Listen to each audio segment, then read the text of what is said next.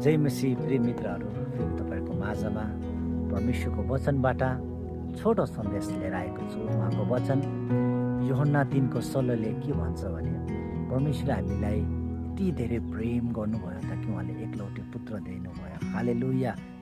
त्यो भएर रोमीको पुस्तकमा पावलले मजाको कुरा के भन्छ भने, हामीलाई यीशु ख्रिस्टको प्रेमबाट कसले अलग गर्न सक्छ र? न त उचाइले, न त गहिराइले, न त संसारमा भएको कुनै पनि थोकले हामीलाई ख्रिस्टको प्रेमदेखि हामीले अलग गर्न सक्दैन। हालेलुया। उहाँले यति धेरै हामीलाई माया प्रेम दिनुभएको छ नि, हामी संसारको हरेक चिज जुन चाहिँ हामीलाई लोभ लाग्दो किन नहोस् भए पनि हामीलाई ख्रिस्टको प्रेमदेखि हामीले कसैले पनि अलग गर्न सक्दैन। हालेलुया।